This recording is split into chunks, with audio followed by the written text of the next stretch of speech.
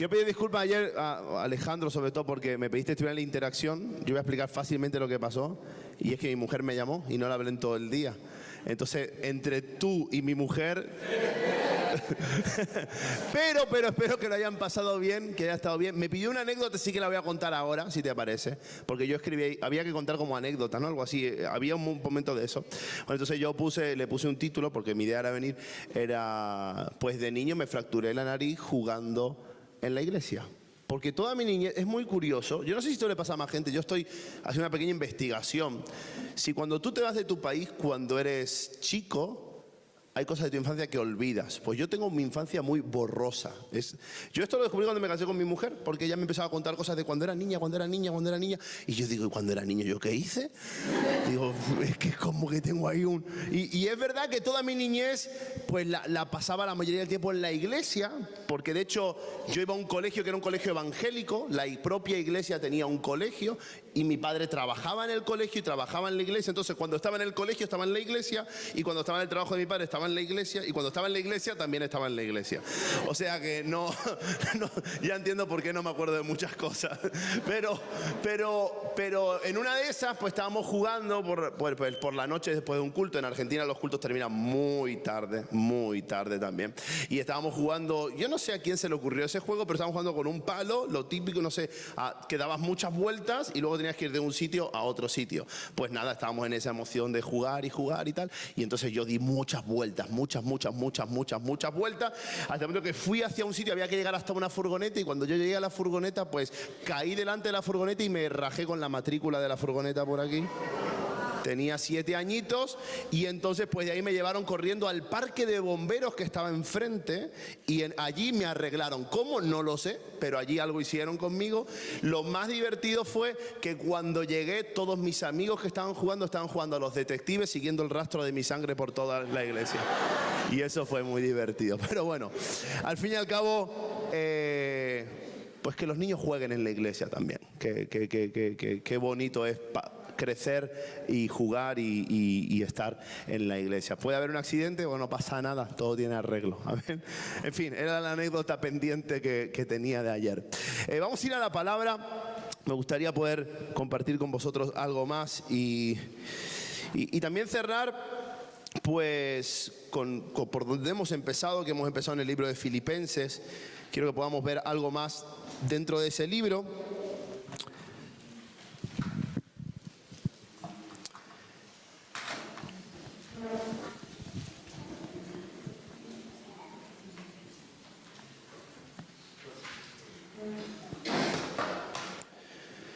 Muy bien, porque hemos estado hablando acerca de la importancia de estar juntos. Esto que dice Pablo, solo les pido que estén combatiendo juntos, corriendo juntos, peleando juntos por la fe del Evangelio, corriendo como atletas, peleando como soldados, unidos. Bueno, hemos estado hablando de esto, de la importancia de avanzar en unidad y de lo importante que era la iglesia de los filipenses para Pablo, para el apóstol Pablo. Es realmente una iglesia que está en su corazón y a la que él le tiene muchísimo aprecio. Y quiero centrarme en unos versículos antes, en cuando él comienza esta carta. Y es interesante porque Pablo, lo comenté el día viernes, él está en arresto domiciliario, él está preso.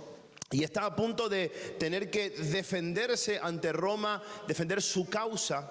Y está apresado allí y está viendo de reojo cómo llega el final de sus días. Por eso la carta es emotiva y por eso tiene tantas cosas importantes. Pero en el versículo 3 dice Pablo que está orando. Y quiero leer del versículo 3 en adelante una porción de la escritura allí y luego detenernos en algunos aspectos importantes. Entonces, Filipenses capítulo 1, versículo 3, dice: doy gracias a mi Dios siempre que me acuerdo de vosotros.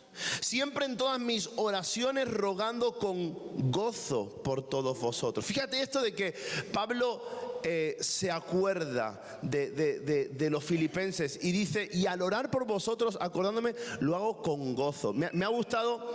Capaz soy muy redundante en esto, pero me ha gustado esto de orar con gozo, ¿no? Es como un aspecto, qué bueno es poder orar con una sonrisa. A veces hay que orar con lágrimas también, Pero Pablo, cuando se acuerda de los filipenses, dice, yo es que pienso en vosotros y lo hago con felicidad. ¿No se te pasa eso de que piensas en un recuerdo, en un momento, en una persona y es como que te empiezas a reír solo con recordarlo? Bueno, eso le pasa a Pablo con los filipenses cuando se acuerda de ellos y dice, orando por vuestra comunión en el Evangelio, por vuestra participación en el Evangelio desde el principio hasta ahora. Y dice el versículo 6 que conocemos todos, estando convencido, persuadido de esto, que el que comenzó en vosotros la buena obra, la perfeccionará hasta el día de Jesucristo. Como me es justo sentir esto de todos vosotros, por cuanto os tengo en el corazón y en mis prisiones, y en la defensa y confirmación del Evangelio, y todos vosotros sois participantes conmigo de la gracia, porque Dios me es testigo de cómo os amo a todos vosotros con el entrañable amor de Jesucristo. Y esto es lo que él ora.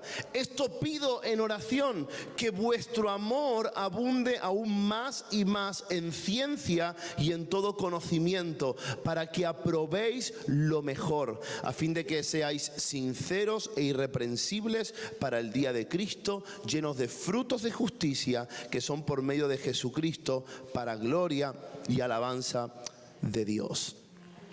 Fíjate, el apóstol Pablo está escribiendo y en esta carta y en estas sentencias, cosas firmes, claras que él quiere dejar a esta iglesia a la que ama. Él dice esto: yo estoy convencido, y todos conocemos este texto, estoy convencido de que hay algo de Dios en vosotros, de que Dios está entre vosotros. Y luego dice de que lo que Dios comenzó, Él lo perfeccionará. Y quiero poder compartir algo sobre este pasaje, sobre este versículo, porque quiero hablar de la importancia de entender que todos estamos en proceso. Todos nosotros estamos en proceso. Últimamente se habla mucho acerca de esto de los procesos de Dios. Y hay gente que dice, es que Dios me está procesando. Y el proceso está relacionado con momentos de prueba o con momentos de dificultad. Pero la realidad es que siempre desde el comienzo, desde el momento en el que Dios comienza a tratar en nosotros, desde el momento que le das lugar en tu vida al Señor, tú entras en un proceso que no acaba. Muchos, cuando pensamos en procesos, pensamos en el principio y en el final. A ver cuándo termina este proceso, a ver cuándo paso esta etapa. Pero la verdad es que el proceso de Dios para con nuestra vida no termina. Bueno, sí termina cuando Él venga o cuando nos vayamos con Él.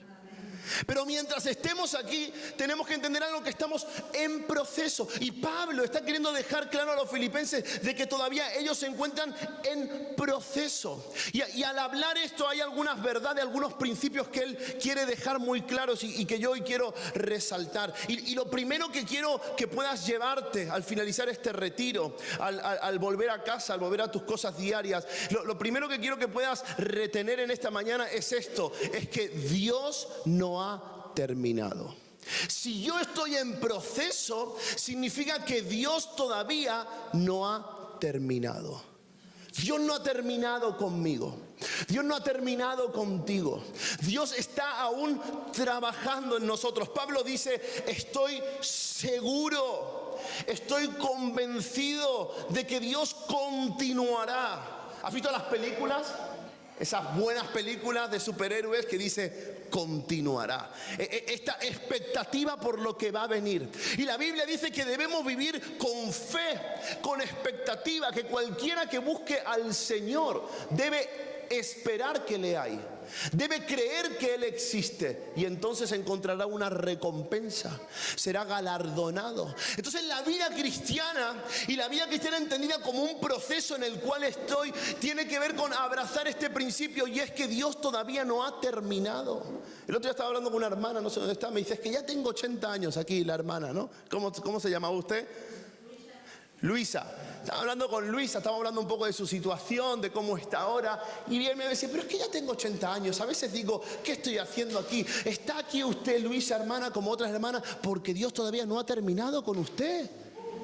Y hasta el día que Él venga o se vaya con Él, todavía hay un propósito con su vida. todavía su vida nos bendice, su testimonio nos alienta, y el hecho de que esté aquí es de vital importancia. Como ella, cualquiera de nosotros. Dios no ha terminado con nosotros. Tenemos esta tendencia a encerrar a Dios en momentos, en eventos, en días. Bueno, ya ha terminado el retiro, ya ha terminado el culto el domingo y ahora ya, pues ya hasta la próxima semana, hasta el próximo año. Pero la realidad es que Dios continuamente está trabajando. ¿Y por qué podemos saber esto? Porque lo que está ocurriendo en nuestra vida es algo, dice el apóstol Pablo, que Dios ha comenzado. Es decir, lo interesante de los procesos y del proceso de Dios en nuestra vida es que el proceso es algo que Dios comienza. Dice, la obra que el Señor comenzó en vosotros. Muchos de nosotros tenemos marcado en rojo la fecha que nos entregamos al Señor. ¿Alguien la recuerda? ¿No? La fecha que le dijiste que sí al Señor, que recibiste al Señor en tu corazón. O la fecha en que te bautizaste, ¿no? Es como ahí comenzó. Y parece como que la decisión es nuestra. Y es verdad que hay una parte de decisión que es nuestra, de seguirle. Pero la realidad es que todo empezó mucho antes. Es que Dios comenzó. La Biblia dice, yo os elegí a vosotros. Y tú hoy estás aquí porque Dios te estaba buscando. Porque Dios te ha elegido, Dios te ha llamado, Dios te ha ido a buscar. Y Dios ha comenzado una obra en nosotros. Él comenzó a trabajar en nosotros. Cuando Pablo dice la obra que Dios comenzó, su mente se remonta a 10 años atrás. 10 años atrás. En Hechos capítulo 16, Lucas redacta y deja constancia de lo que ocurrió en la ciudad de Filipos, cuando Pablo llegó allí para predicar las buenas noticias y plantar la iglesia de los filipenses. ¿Sabes cómo fue el comienzo de la iglesia de los filipenses? Pues fue en este deseo de Pablo de llevar el evangelio a todo lugar. Y esto me encanta.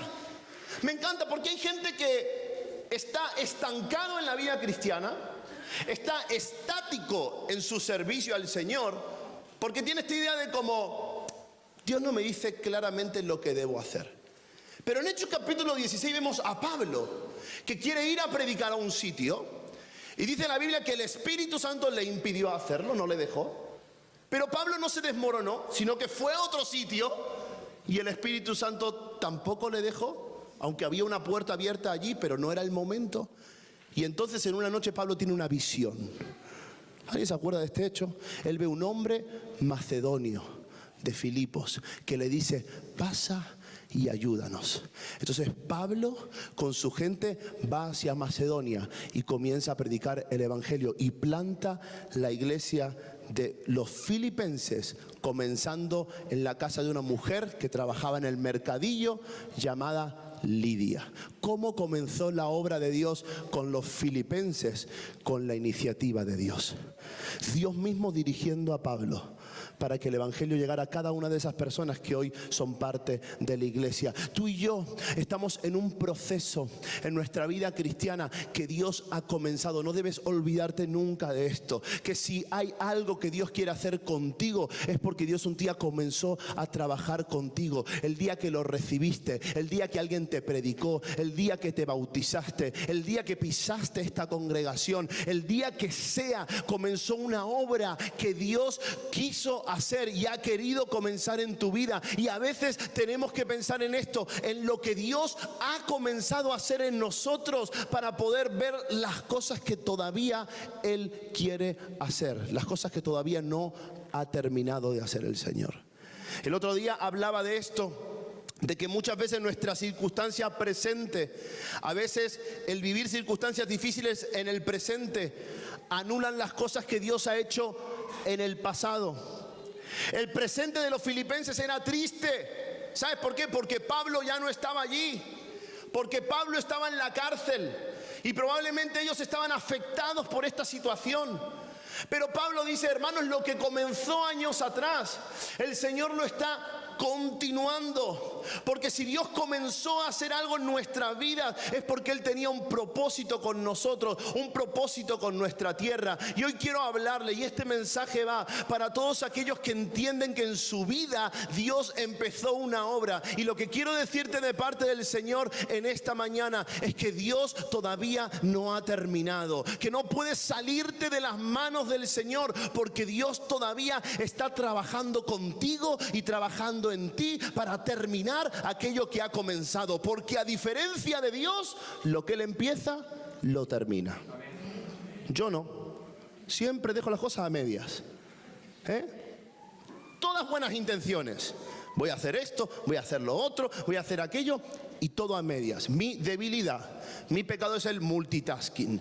Yo me meto en todo. Abro muchas ventanas en el ordenador. No sé si eres de todo. Abro esta. Y al final, todas a medio hacer. Soy experto en eso. Luego te enseño cómo hacerlo. No, mejor no.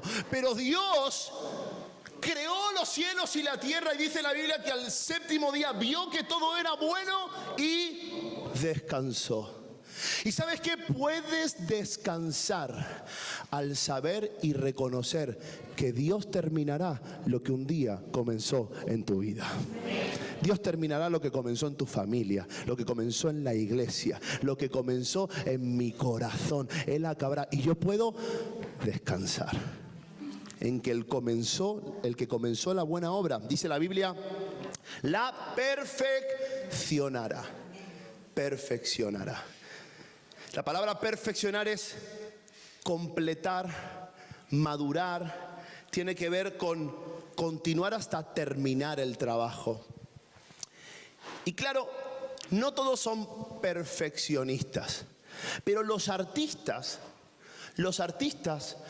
si por ejemplo hacen una pintura o una escultura, a veces lo que lleva más tiempo no es darle forma a la escultura o hacer el boceto de la pintura. A veces lo que lleva más tiempo es los detalles, ¿no? Terminarla. Y Dios es perfecto. Mira, aquí tengo una diseñadora de moda. Hoy ya os conozco un poquito, ya puedo interactuar. Tengo una diseñadora de moda aquí que está estudiando ella. Pues cuando ella coge un trozo de tela, no tardará mucho en darle la forma que ella quiere que tenga esa tela, pero va a tardar en hacer los detalles, ¿no? En las diferentes costuras, los arreglos, en que esa prenda quede perfecta. Lo que Dios quiere hacer en nosotros, Dios lo quiere perfeccionar. Y aquí es donde muchos nos quitamos de la jugada.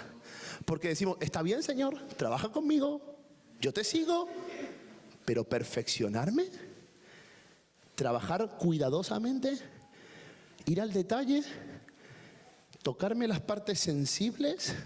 No, Señor, esto mejor no lo toque. Esto, como si no estuviera, ¿Quién se da cuenta de que la camiseta está arrugada? Por cierto, nadie plancha. ¿Tú ves que la nueva generación no usa la plancha? ¿Qué usa, no? Pero mi abuela veía la ropa y decía, tengo que planchar eso. Yo iba a casa de mi abuela los fines de semana cuando estudiaba y me planchaba todo. Los calcetines, los calzoncillos. Por poco me planchaba a mí mismo también. ¡Qué obsesión por planchar, Dios mío! Porque ella lo quería todo perfecto, impoluto, así cuadradito, hasta sabe doblarlo, que yo nunca he entendido cómo se dobla un calcetín. Es que no lo sé hacer. Pero ella lo hacía porque trabajaba para perfeccionar. Así es Dios con nosotros. Y muchas personas evitan el proceso y evitan que Dios trabaje hasta el punto de perfeccionarlos. No dejan al Señor hacer en ellos un trabajo riguroso, un trabajo minucioso. A todos nos gusta la idea de que somos salvos por la gracia. Eso es algo que Dios comenzó y eso es algo que Dios hace, pero nos salva por la gracia, pero luego Él nos perfecciona a su imagen.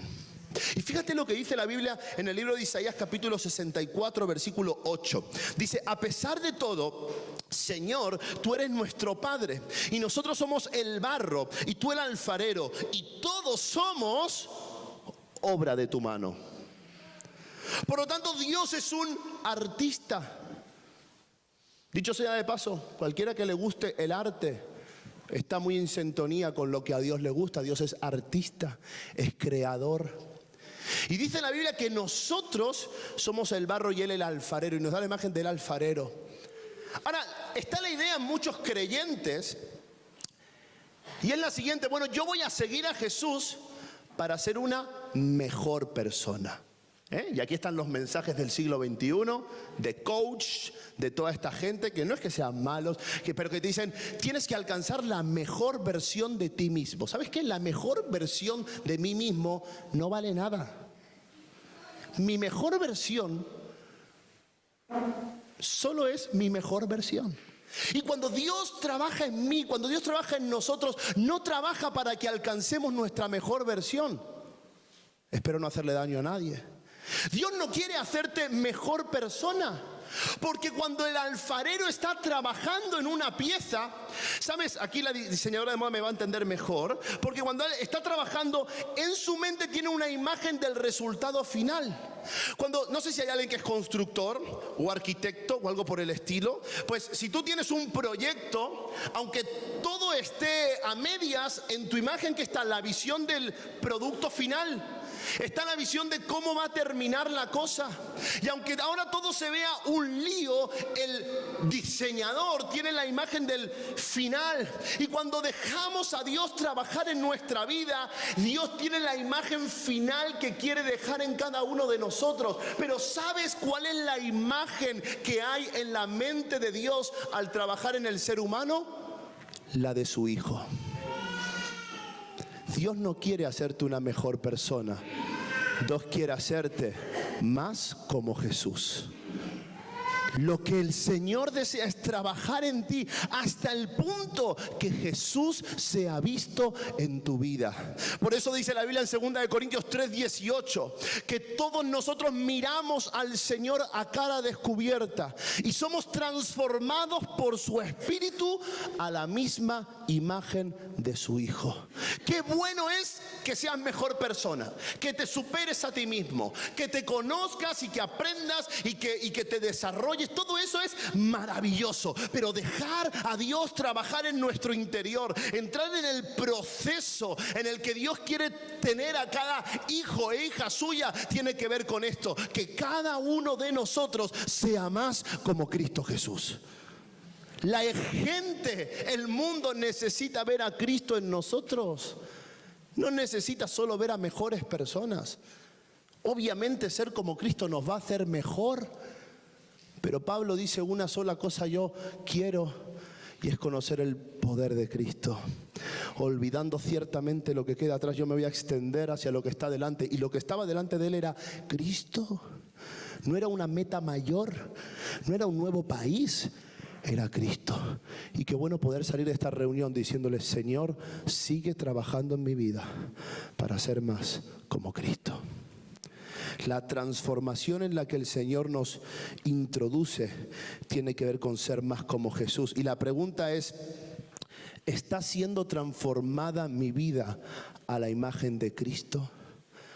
¿Hay más de Cristo en mí de lo que había antes? ¿Hay más que me asemeja, que me identifica con Cristo? Obviamente no hay nada humano que podamos hacer que nos haga ser más parecidos a Jesús. Pero cuando dejamos al Espíritu Santo trabajar en mí, de repente la gente puede identificar a cristianos, a gente como Cristo, en medio de un mundo corrompido. La Biblia dice en 1 Juan capítulo 3 versículo 2: amados, ahora somos hijos de Dios y aún no se ha manifestado lo que hemos de ser, pero sabemos que cuando Él se manifieste seremos semejantes a Él, porque le veremos tal como Él es. Por lo tanto, lo primero que quiero que sepas en este proceso en el que Dios comenzó a trabajar en ti, es que Dios no ha terminado y que Dios está trabajando en tu interior para que seas más como Jesús. Y a eso tienes que dejarte. En el libro de Romanos dice: ¿dirá acaso el alfarero, dirá acaso la vasija al alfarero, ¿por qué me creaste? ¿O qué estás haciendo? ¿Discutirá, contenderá con él? Muchos de nosotros, en el trabajo que Dios quiere hacer en nuestro interior, nos ponemos a discutir con Dios. Dios, sería mejor que hagan las cosas de esta manera. Sería mejor que ahora ocurriera esto. Ahora necesito que cambies esto. Pero si Dios comenzó algo en nosotros, debemos dejar que Él lo perfeccione a su tiempo y a su manera. Y Pablo le dice a la iglesia en el versículo 7, porque me es justo sentir esto de todos vosotros, porque ocupan un lugar especial en mi corazón y participan conmigo del favor especial de Dios. Pablo les quiere dejar claro algo más, y es que ellos, que ahora quizás están tristes, que ahora quizás no están en el mejor momento, tienen que entender que Dios todavía está trabajando, pero también tienen que entender que ellos son parte de una obra mayor. Y en este fin de semana he estado hablando acerca de esto. Pablo dice: yo me alegro porque ustedes participan conmigo. Ustedes son parte de lo que está ocurriendo en el mundo. Pablo había predicado el evangelio por Asia Menor, la palabra de Dios había corrido, se habían plantado muchas iglesias, pero ¿sabes qué? Pablo no podría haber hecho lo que hizo sin los filipenses, porque los filipenses participaron con él, trabajaron en beneficio. De hecho, los filipenses fueron unos de los que no escatimaron a la hora de ofrendar para que Pablo pudiera hacer la obra del ministerio. Y aquí hay un principio importante en nuestra vida cristiana: entender que todos nosotros somos parte de un mismo proyecto. El proyecto de Dios es la salvación del mundo. Dios envió a su Hijo al mundo para que el mundo pudiera creer en Jesús y tener vida eterna. El proyecto de Dios es el reino de los cielos, y tú y yo somos parte de ese proyecto, de esa construcción. Ahora, hay gente que no puede entender esto y que se desanima porque dice: es que Dios no ha cumplido su propósito conmigo. Es que todavía no he visto las promesas de Dios cumplidas en mi vida. Pero lo que tienes que entender es que no todo se trata de ti, ni todo se trata del pequeño mundo en el que vives, y que tu percepción de cómo son las cosas ahora no es como Dios está viendo las cosas en su conjunto. Simplemente tú eres parte de una obra mayor, y todos tenemos que aceptar este rol, que en la vida cristiana todos trabajamos y somos parte de algo que es mucho más grande que nosotros mismos, y que todos tenemos un lugar y una importancia. Es como un gran puzzle, ¿no? Es como un gran puzzle. Cada pieza es necesaria y cada pieza es importante, pero ninguna pieza por sí sola, aislada del cuadro, tiene sentido y tiene propósito. A lo largo de los siglos, a lo largo de las generaciones, cada pieza de Dios, cada persona que es parte del cuerpo de Cristo tiene su lugar y es necesaria y es importante, pero solo tiene sentido si todas forman parte de una misma imagen, que es el reino de los cielos. El apóstol Pedro lo dice de la siguiente manera y compara a la iglesia a un edificio que es construido por muchas piedras. Y dice: ustedes son piedras, ¿qué dice la Biblia? Vivas. Piedras vivas. Claro, hay hermanas de la congregación que dicen: yo soy piedra preciosa, ¿no? Claro, ya eso depende de cómo te sientas, ¿no? Pero piedras que por sí solas no tienen mucha razón de ser, pero unidas en la piedra angular que es Cristo, forman la iglesia. Y formamos el edificio del Señor, la construcción, el proyecto de Dios, que es la iglesia de Jesucristo. Cada uno de nosotros en un lugar con su importancia, unidos por Cristo, somos parte de una obra mucho mayor. Y tienes que entender tu vida como parte de algo mucho mayor que lo que pasa en tu metro cuadrado. Para esto necesitamos humildad. Y incluso los que trabajamos en el ministerio tenemos que entender que nuestro trabajo solo es un aporte a algo mucho más grande que nosotros mismos. Pero es que los grandes proyectos necesitan de muchas personas y necesitan de mucho tiempo. Tengo una pregunta: ¿cuánto tiempo lleva el Señor construyendo su iglesia? ¿Hace cuánto tiempo el Señor comenzó a construir su iglesia? ¿Qué me pueden decir a eso? ¿Necesito una respuesta? No sé. Los hechos. ¿Sí? Jesús, podemos decir allí, de la muerte y resurrección de Cristo, la iglesia de Jesucristo, los hechos de los apóstoles, también la iglesia del primer siglo, la iglesia primitiva. O sea, estamos en 2000 años, ¿no? Más tiempo. ¿Cuándo empieza? Antes. El plan de la redención en Génesis, capítulo 3, versículo 15, ¿no? El proyecto de Dios, no sé cuándo, mucho tiempo, no vamos a entrar en un asunto teológico de debate, pero el proyecto de Dios comienza desde el principio. En el principio era el verbo y el verbo era Dios. El Padre, el Hijo, el Espíritu, desde el principio. Dios lleva trabajando en este proyecto siglos, milenios. Y tú y yo somos una pequeña parte. Mucha gente se pierde el propósito en la vida cristiana por darse demasiada importancia.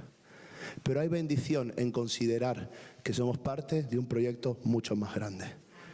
Las grandes construcciones requieren de muchas personas y de mucho tiempo. En nuestro país tenemos mucha historia.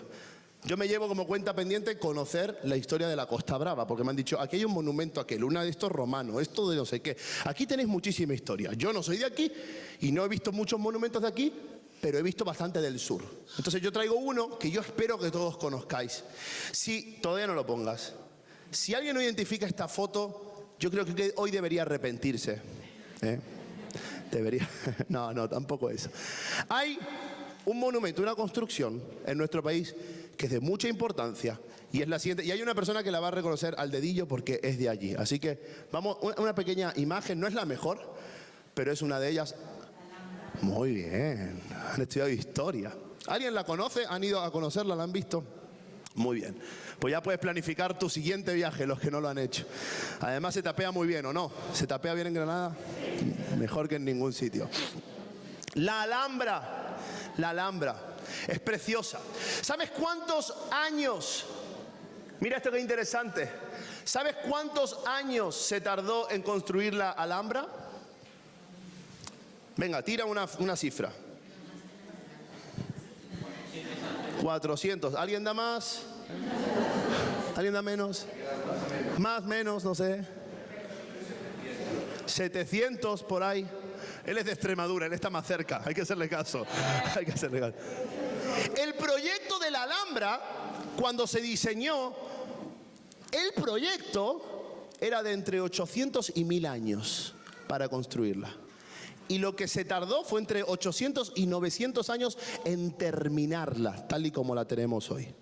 En el proceso se usó, tuvo utilidad y diferentes utilidades. ¿Y sabes qué es lo interesante? Que si un proyecto dura 1000 años, ¿quién es el autor? ¿Quién es el constructor? ¿Quién se lleva el mérito? Porque está esto de que todos quieren tener el mérito de aquello que hacen. Tú también, quizás aquí, o quizás solo en Andalucía, tú vas a las casas de la gente, esto me hace mucha gracia, lo siento. Si lo tienes en tu casa no te des por aludido, no es por ti. Vas a la casa de la gente y hay una chapita que pone Manoli Pérez Rodríguez y Marcos. Aquí no hay chapas en las puertas con los nombres. ¡Ostras! Pues es de Andalucía, qué guay. Vale, pues en Andalucía, cuando vas a la casa, incluso en zonas residenciales, en la fachada pone Casa Flores, Casa Pepi. Digo, madre mía. Digo, tienes que marcar tu casa como que es tuya, como que es tu propiedad, como que es tu proyecto. Mi abuela pintaba cuadros y ella ponía su firma en cada cuadro. Es maravilloso, pero muchos necesitamos esto, hacer algo y que se nos reconozca por lo que hemos hecho, ¿o no? Que se nos aplauda, que diga, oye, qué casa más bonita, qué fachada más limpia, qué flores tan preciosas que tiene. Pero la idea de un proyecto grande es que nadie puede llevarse el mérito. Es que no sabemos el nombre. Hay unos cuantos emperadores allí, un Mohamed, un Mustafa. Hay unos cuantos allí que intervinieron, pero no es de nadie. Pero es de todos.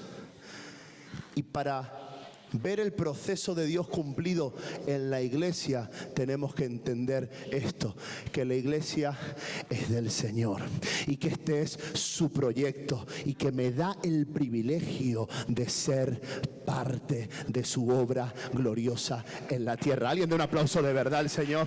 Gracias, Señor, por hacerme parte. Gracias, Señor, por hacerme parte. Porque cuando entendemos esto, entonces no hay competencia. No hay este es mejor, este es peor. Entendemos que estamos unidos en la gracia que hay en Cristo Jesús. Y no todos se animan a que Dios trabaje en uno para cumplir los propósitos de otros. Porque muchos toman este versículo y para entender el propósito de Dios vas a tener que entender esto. Muchos toman este versículo que dice, Dios cumplirá su propósito en mí. Claro, pero cuando hablamos de esto lo hablamos desde la perspectiva del siglo XXI. Desde una mentalidad muy egocéntrica.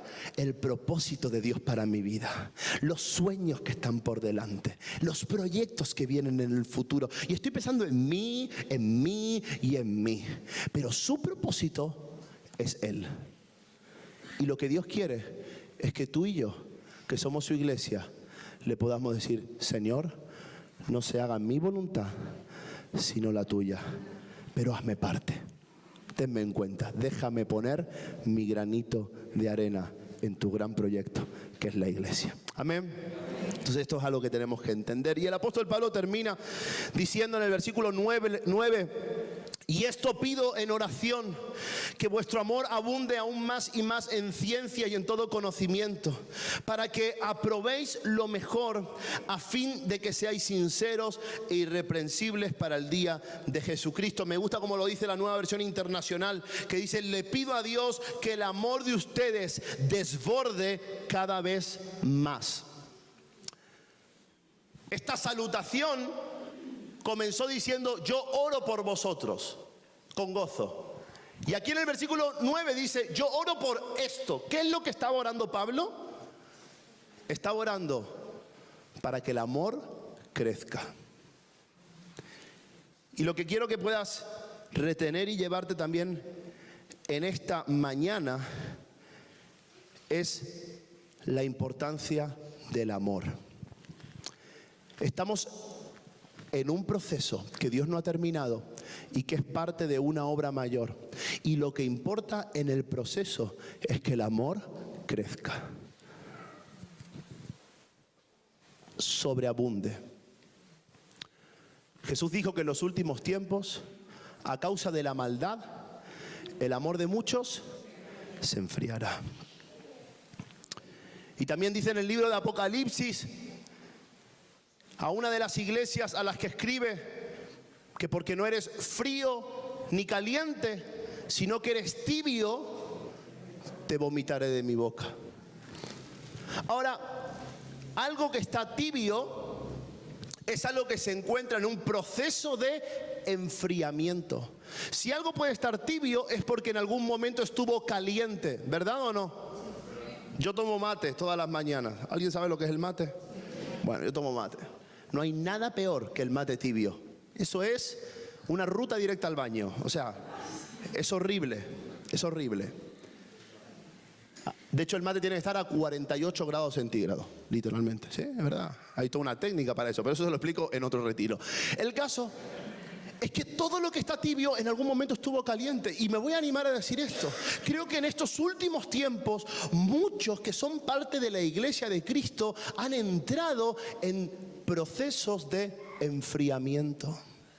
Han vivido situaciones, episodios que les han llevado a perder el calor, a perder la pasión, a perder la devoción, a perder el amor. El amor. Haces muchas cosas, pero has dejado tu primer amor. Has dejado el amor primero. Y hermanos, hermanas, tenemos que buscar que el amor del Señor abunde más y más en nosotros. Si por algo tiene que estar marcada la vida de la iglesia, es porque el amor va en aumento. Jesús dijo lo siguiente: si os amáis los unos a los otros, el mundo creerá que sois mis discípulos. El amor de Dios es el principio de todo lo que podamos hacer por Él y para Él. Todo lo que hagamos por Dios y para Dios tiene que estar motivado, movido por el amor que tenemos a Él. Y debemos y necesitamos en la iglesia de Cristo una revolución de amor. Necesitamos una nueva revelación de su amor para con nosotros. Todo aquel que se enfría en la vida cristiana, todo aquel que está frío espiritualmente, es porque en algún punto, en alguna instancia, no ha considerado cuánto Dios le ama. Y la Biblia dice que Dios nos ha amado con un amor eterno, desde antes de la fundación del mundo. Él nos amó, Él nos escogió, Él nos llamó por nombre, y su gran amor por nosotros es lo que le da sentido. Y Jesús dijo: si quieres resumir las enseñanzas de la ley, resúmelo así: ama al Señor tu Dios. Y en este tiempo en el que el amor de muchos se enfría, Dios está llamando a la iglesia a que haya una revolución de amor, a que desbordemos del amor del Señor. Y quizás en esta mañana tú necesitas decirle: Señor, necesito recibir tu amor. Claro, tú lo sabes en la teoría. Mi mujer sabe en la teoría que le amo. Yo se lo digo, me he comprometido con ella, pero el amor necesita ser expresado. Yo debo expresar mi amor hacia mi esposa. Debe expresarse de manera pública, debe expresarse de manera íntima, debe expresarse en diferentes modos. El amor está para ser expresado, y nuestro amor por Dios debe desbordar. Desbordar me encanta, lo siento por mi efusividad, pero desbordar es que sale para afuera, es que se nota, es que es evidente. Y qué triste es ver cómo en muchos creyentes ha dejado de ser evidente la realidad de que Dios los ama profundamente e incondicionalmente. Quiero decirte esto: hay una oración que se está levantando por la iglesia de Cristo, y es que el amor crezca en medio de nosotros. Necesitamos que el amor crezca. ¿Cómo debe ser el amor en su pueblo? Bueno, Romanos 12, hay una serie de cosas que nos dice, vamos casi a ir terminando, pero dice Romanos 12:9: el amor debe ser sincero. Así que aborrezcan el mal y aférrense al bien. Mucha gente está pensando siempre en dejar de hacer el mal, en dejar de hacer lo malo, en cómo puedo dejar de pecar. Pero lo que realmente necesitas es ser lleno del amor de Dios, para que al ser lleno del amor del Señor tú puedas ser movido al bien, ser movido a la misericordia, para poder amar lo que Dios ama y aborrecer lo que Dios aborrece. Y entonces la Biblia dice: ámense los unos a otros con amor fraternal, respetándose, honrándose. Nunca dejen de ser diligentes, alégrense en la esperanza, ayuden a los hermanos necesitados, practiquen la hospitalidad, alégrense con los que están alegres y lloren con los que lloran. No sean arrogantes, no se crean los únicos que saben, procuren hacer lo bueno delante de todos, y si es posible, en cuanto dependa de ustedes, vivan en paz con todos. Necesitamos que el amor desborde, que el amor fraternal se haga evidente en la iglesia de Jesucristo. Esto es muy interesante, aquí hay mucho que podríamos hablar, pero hay un versículo que siempre me ha llamado la atención, y tiene que ver con los maridos y las esposas. Y tiene que ver con ese pasaje que dice que si un marido tiene algo contra su esposa, su oración encuentra estorbo. Porque la preeminencia del Señor es el amor entre los nuestros, entre los suyos. Necesitamos que el amor desborde en la iglesia. El amor para amarnos unos a otros, pero también el amor para recibir a otros que han de ser amados. Muchas personas están necesitando amor. Muchas personas jóvenes, por ejemplo, luchan con su identidad sexual, siguen ideologías de género porque están buscando ser amadas. están buscando ser aceptadas. Porque en un momento de su vida, alguien a los que amaban les falló. Una figura paterna, una figura materna les falló. Y entonces eso ha generado un conflicto, una desviación. Entonces están buscando el amor de una o de otro lado. Desesperadamente están buscando ser amados. Y la iglesia de Jesucristo tiene que ser una casa que desborde de amor. La iglesia de Jesucristo es la casa del Padre para hacer fiesta por el perdido, por el que se había perdido, por el que estaba lejos, por el que estaba perdido. Está para hacer fiesta y celebrar la reconciliación, como nos decía antes Luigi. Entonces, que nuestra casa, que nuestra iglesia haya una preeminencia por el amor. No olvidemos nunca la importancia del amor, porque si en el proceso entendemos cuánto Dios nos ama, podremos descubrir todo lo que Él está haciendo en nosotros. Porque Dios no ha terminado. Pero yo sí voy a terminar este mensaje. Y para terminar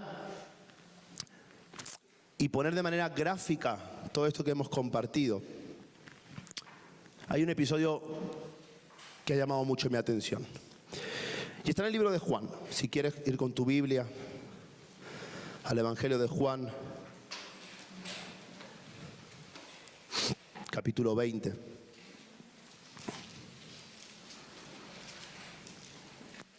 Y voy a leer el versículo 3 en adelante. Es el momento, es el domingo de resurrección. Es el día que Jesús resucita. Y algunos discípulos corren a la tumba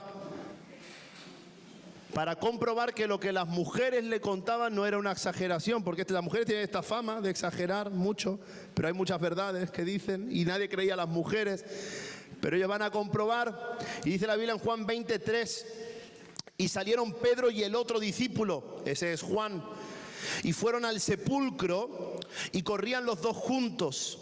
Pero el otro discípulo corrió más aprisa que Pedro y llegó primero al sepulcro. Y bajándose a mirar, vio los lienzos puestos allí, pero no entró.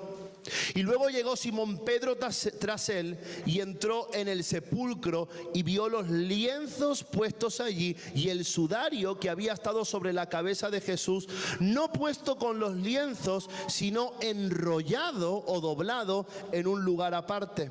Entonces entró también el otro discípulo que había venido primero al sepulcro y vio y creyó, porque aún no habían entendido la escritura que era necesario que él resucitase de los muertos, y volvieron los discípulos a los suyos. Fíjate, Juan documenta este hecho que es de suma importancia. Y es que la mañana en la que Jesús resucita, ellos llegan al sepulcro y dice Juan que al llegar allí ven la piedra en la que Jesús reposaba y allí los lienzos, que era lo que envolvía su cuerpo. Era lo que José de Arimatea y Nicodemo habían hecho al cubrir el cuerpo de Jesús y introducirlo en esa tumba que no había sido estrenada por nadie.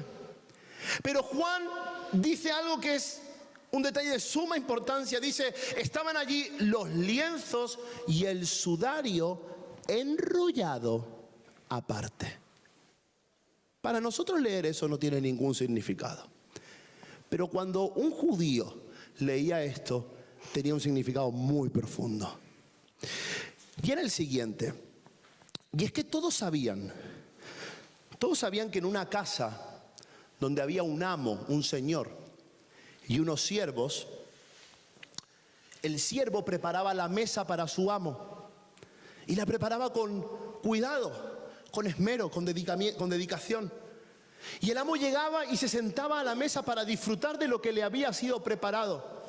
Y el sudario, que era un paño de tela, para nosotros más común, es como una servilleta, tenía esa función, estaba puesto sobre la mesa y era lo que el amo obviamente usaba para limpiarse. Y cuando el amo terminaba de disfrutar lo que había en la mesa, cuando él terminaba su comida, tomaba el paño y lo dejaba tirado en el plato. Eso significaba que el siervo debía recoger la mesa y que verdaderamente el amo había terminado. Pero si por alguna razón el amo estaba disfrutando de lo que había en la mesa y se tomaba el tiempo para doblar el sudario y ponerlo a un lado de lo que había disfrutado, y se levantaba de la mesa y se iba, el siervo no podía recoger nada de lo que había en la mesa, porque este sudario doblado en la mesa tenía un significado. El significado era: por ahora no voy a hacer nada más, pero voy a volver. Es decir, voy un momento al baño o algo parecido, ¿no? Es como, todavía no he terminado. Y cuando Pedro y Juan llegan a la tumba, en la que parece que todo ha terminado, en la que ellos han perdido la esperanza, Juan ve que en esa piedra donde están los lienzos hay un sudario doblado aparte, y ese sudario era un mensaje, era el mensaje de Jesús diciendo: ¿saben qué? Esto no ha terminado, de hecho volveré, me manifestaré a vosotros, voy a regresar hasta hacer lo que yo he prometido. El que comenzó la buena obra en vosotros la perfeccionará hasta el día de Jesucristo, hasta el día en el que Él venga, porque hermano y hermana, el Señor volverá. Maranata, Cristo viene y está pronto por venir a por su iglesia, por llevarse a los suyos. Y la Biblia dice que reinaremos juntamente con Él. La Biblia dice que estaremos con Él para siempre, que no habrá lágrimas, que no habrá dolor, que no habrá enfermedad, que estaremos en la presencia de nuestro Padre y que disfrutaremos de la mesa en las bodas del Cordero. Pero mientras tanto el sudario está doblado. Tenemos que recordar esto, que el Señor sigue su obra, que Él sigue trabajando, que no terminó en la cruz, ni terminó en la tumba, ni siquiera terminó con los 12 apóstoles. El proyecto del Señor, que es la iglesia de Jesucristo, está en proceso, está en construcción, y tú y yo tenemos parte. Por eso no te bajes del barco, por eso no te vayas a otro sitio, por eso dile: Señor, quiero mi parte en este asunto, quiero ser una piedra preciosa, rústica, como sea, pero una piedra en tu proyecto, para que el amor triunfe, para que el amor venza. La obra que Él comenzó, Él la perfeccionará. Qué bonito es pensar en lo que Dios comenzó. Cuando nos convertimos, cuando nos entregamos, cuando estábamos llenos de pasión. Pero qué importante es decirle: Señor, continúa trabajando en mi vida. Perfeccióname, hazme madurar. Necesitamos entrar en una etapa de madurez espiritual. Hay muchos que siguen siendo niños espirituales, que necesitan que se les repitan una y otra vez las mismas cosas. Pero tú y yo tenemos que entrar en tiempos de perfeccionamiento, donde dejemos al Señor trabajar profundo y detenidamente. ¿Sabes por qué no podemos ver muchas veces al Señor perfeccionarnos? Porque tenemos demasiada prisa. Demasiada prisa. Todo con mucha prisa. Y el Señor se toma su tiempo. Y quizás tú hoy estás aquí y le dices: Señor, yo quiero que continúes, aunque sea poco a poco, aunque me duela un poco, pero que tú sigas trabajando en mi vida. ¿Qué tal si te pones de pie en tu lugar?